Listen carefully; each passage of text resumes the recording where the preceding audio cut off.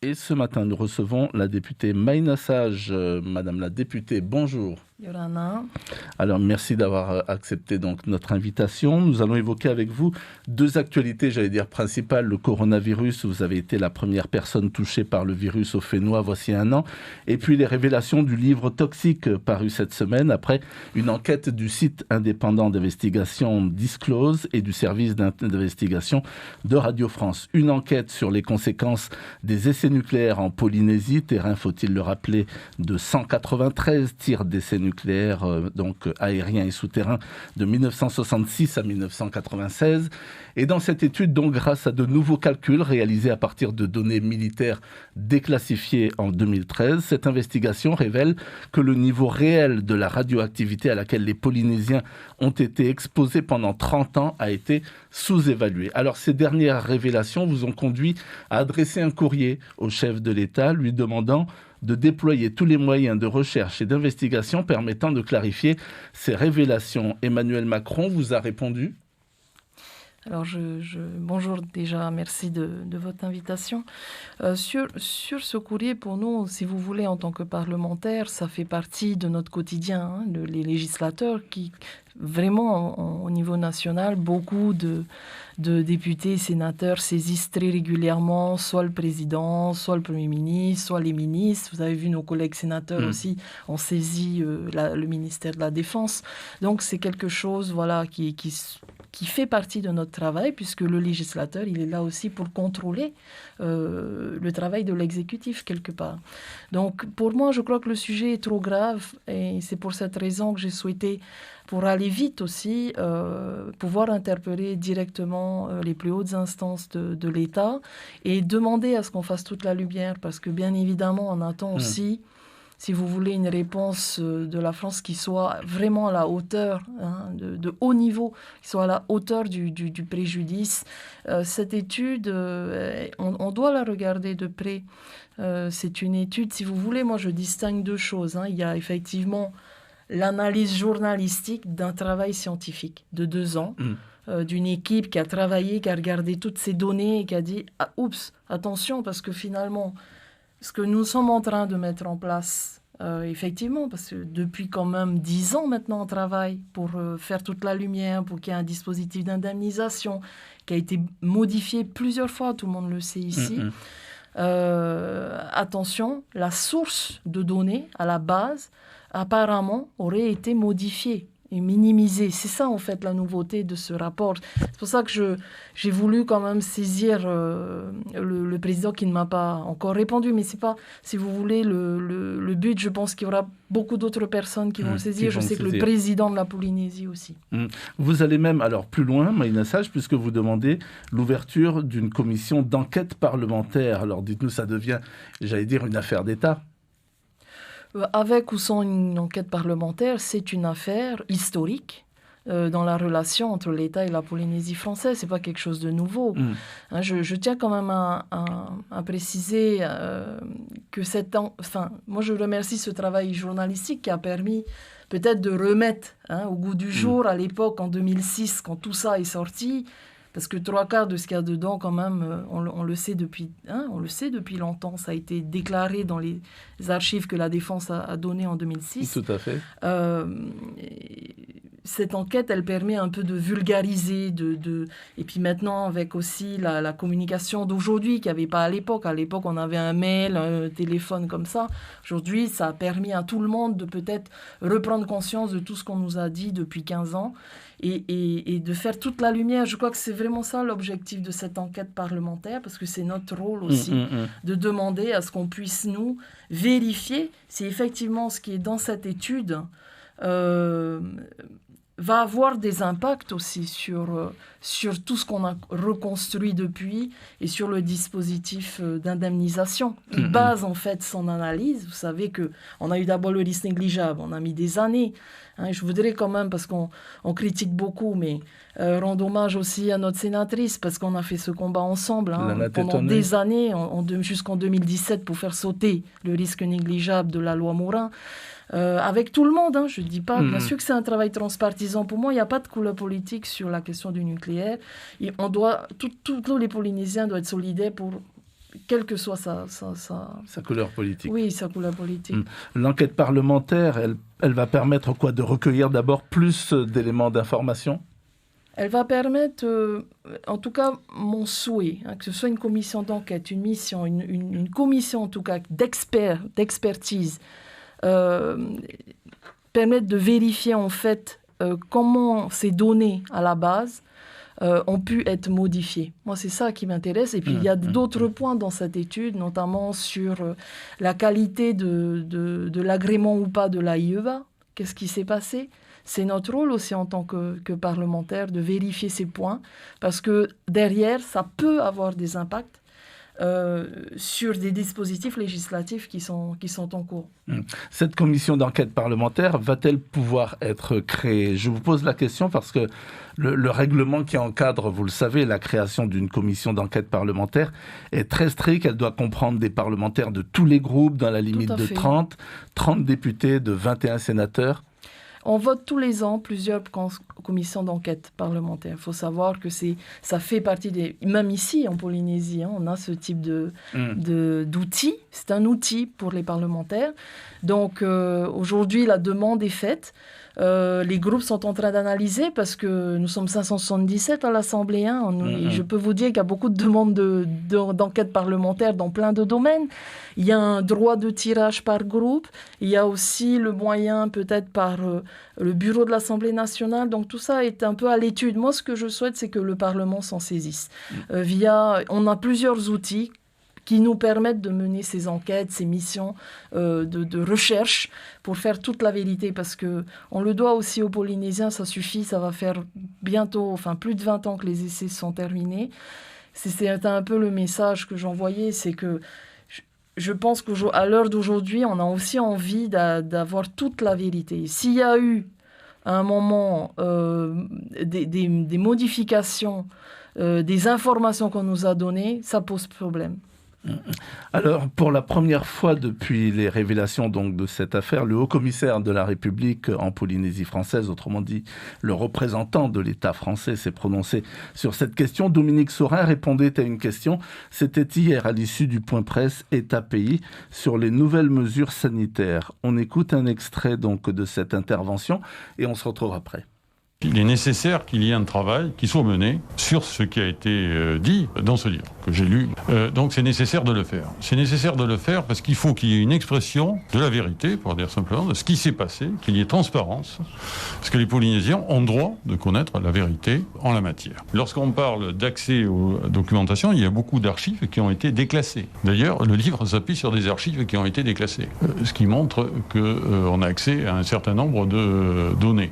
Et le président de la République a annoncé de façon générale, d'ailleurs, un mouvement de déclassification de documents de plus de 50 ans. Ça nous amène dans cette période. Mais il y a déjà des documents qui étaient déclassés, qui étaient connus et qui ont permis, jusqu'à l'Élysée même. D'ailleurs, dernièrement, c'était il y a un an, j'avais écrit d'ailleurs au président Edouard Fritsch, parce que l'Élysée m'avait indiqué que les archives relatives au nucléaire détenues par l'Élysée seraient accessibles dans des conditions indéterminées, seraient accessibles. Donc il y a cette volonté de transparence, et ça je l'affirme. C'est une volonté continue de l'État, alors avec méthode, mais il y a une volonté d'avoir plus de transparence dans les archives, et il y a eu des progrès qui ont été faits au cours de ces dernières années. Le haut-commissaire de la République hier. Alors quand on écoute Dominique Saurin, on a le sentiment, Maïna Sage, que l'État n'a rien à cacher. Écoutez, en tout cas, moi, je suis plutôt heureuse d'entendre cela, bien sûr. Et il faut bien comprendre que nous touchons à des données militaires qui datent effectivement de 2005, qui ont été livrées en tout cas à partir de 2005. L'État, je crois, est vraiment dans cette volonté aujourd'hui de transparence. Parce que, effectivement, c'est vrai ce que dit le haut-commissaire, cette enquête, elle est basée aussi sur des données qui ont été déclassées. Mais, bref, l'objectif, je crois, de tout le monde, que ce soit du côté de l'État ou du côté du pays, c'est de faire justement toute cette vérité. Parce que sinon, on ne s'en serait pas du tout occupé. Moi, je me rappelle, déjà en 2008, ici à l'Assemblée, il y a eu cette unanimité avec toutes les couleurs politiques pour dire Attention, la loi Morin, à l'époque, hein, c'est pour toute la Polynésie, parce qu'à l'époque, c'était que sur les sites. C'est pour aussi, il faut permettre aux ayants droit de pouvoir accéder au dispositif. Il fallait élargir la liste des maladies. Donc, vous voyez, il y a eu plusieurs choses comme ça. Même notre président Fritsch, moi, quand j'entends qu'on dit qu'il a caché des documents depuis 1 an, franchement, je vous assure que sur ce point-là, c'est pas du tout le cas, mais vraiment. Au contraire, je pense que ça a été un président très actif sur ce sujet.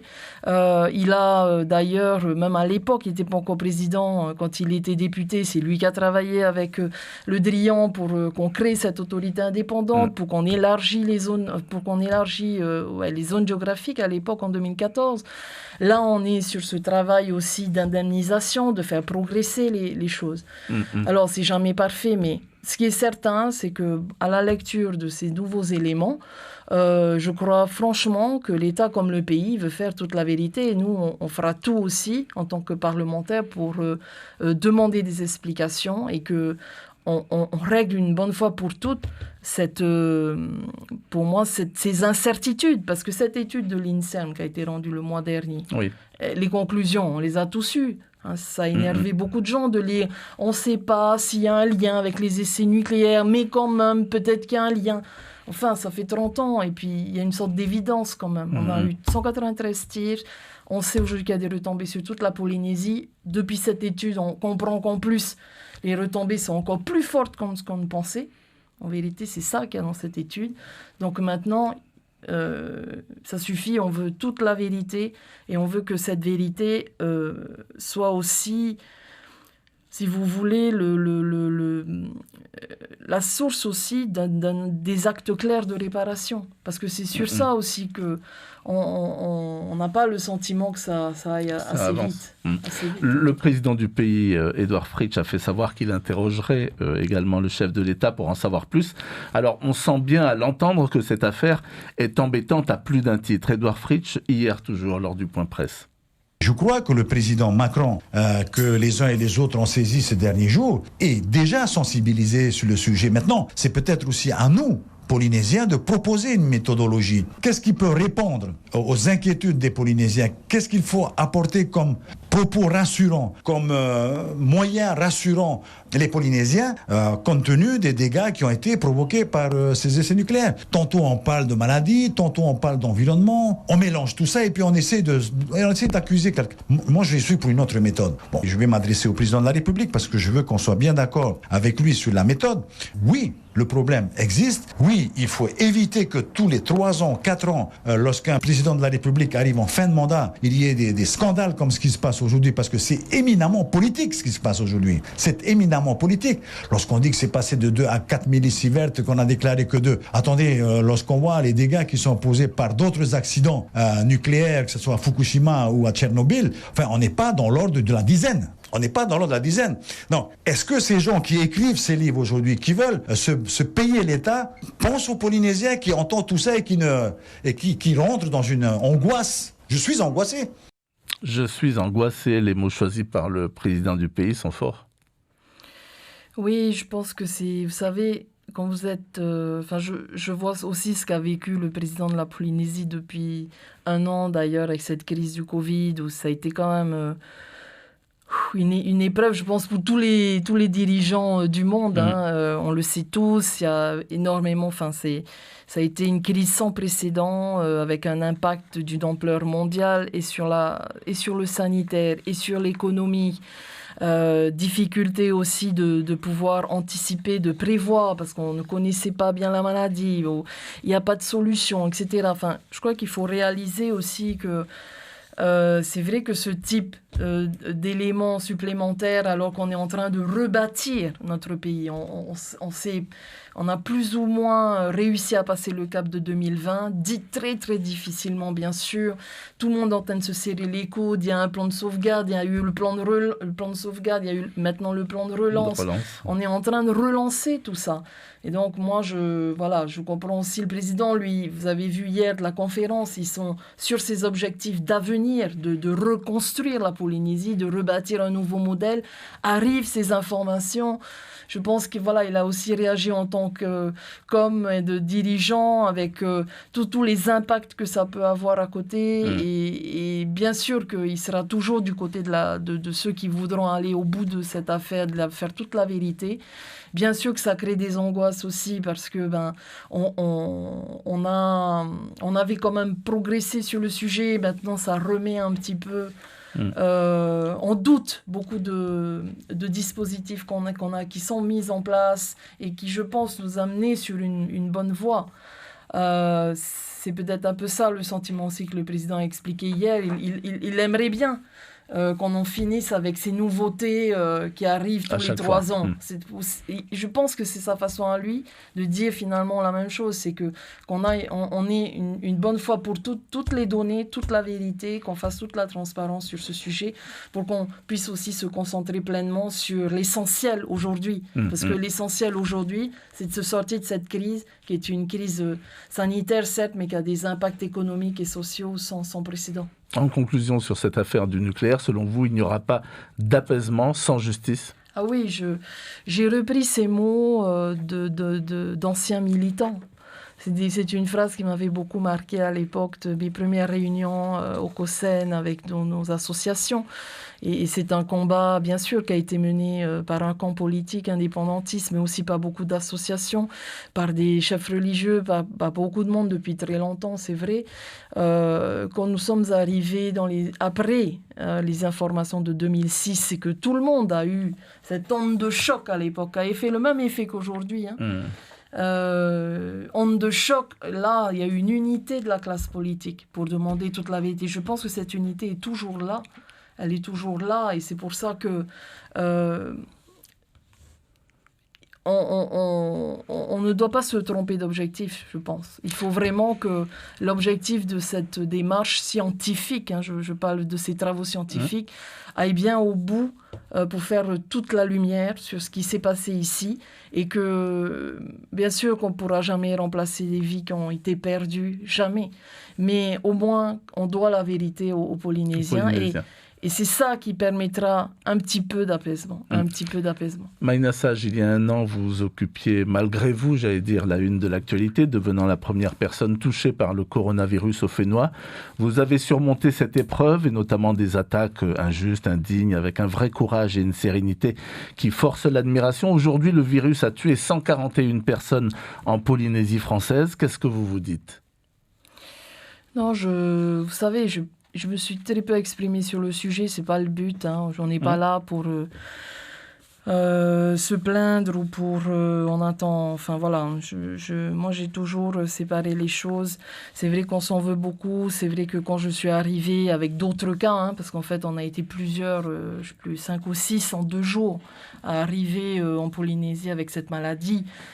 Bon, moi, le fait de ma responsabilité, c'était évident que j'aurais été transparente sur le sujet dans tous les cas.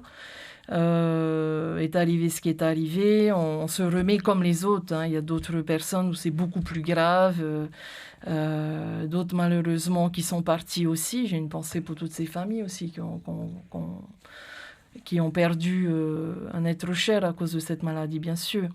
Ce que je peux vous dire, c'est que globalement, par rapport à ce que je vois de cette crise sanitaire dans le monde, c'est vrai qu'ici, on peut quand même saluer nos décideurs. Parce que, à l'époque, quand je suis arrivée, Dieu merci, c'est vrai, on a réussi à contenir. On a été, je crois, une 15-20 de cas arrivés. Et puis, ça a fait effectivement, au total, 60 cas contenus et qui ont survécu, tant mieux. Mais il y a effectivement toujours ce risque, parce que nous sommes, comme partout ailleurs, ouverts sur le monde, avec des allées et venues, et c'est ce qui a provoqué une deuxième un peu crise au mois d'août. qu'on a aussi réussi à contenir. Donc ça, il faut le dire. On pourra toujours critiquer, de ne pas forcément être d'accord sur certaines mesures, mais globalement, je pense que la population voit quand même le résultat. Et tout ce travail extraordinaire qui a été fait par les autorités du pays, de l'État, les services, moi je pense à tout ça. C'est à eux que je pense aujourd'hui, du personnel soignant, aux forces de l'ordre, aux forces de sécurité. C'est toute une équipe. C'est au niveau des décideurs, c'est notre président, le haut-commissaire, mais c'est les communes, c'est les ministres, c'est toute une équipe. Les chefs d'entreprise. En fait, finalement, ce que je me dis, c'est que la Polynésie, elle a quand même cette force, cette capacité de résilience, elle a cette capacité à en croire dans cette force collective de s'en sortir. Et je vois bien, avec tout ce qui a été annoncé hier, il y a un élan, il y a un mouvement de tous, quelle que soit sa position, pour essayer de contribuer à s'en sortir. Ce sera le mot de la fin. Merci beaucoup, Maïna Sage, d'avoir accepté de répondre donc favorablement à notre invitation. Merci. Merci à vous.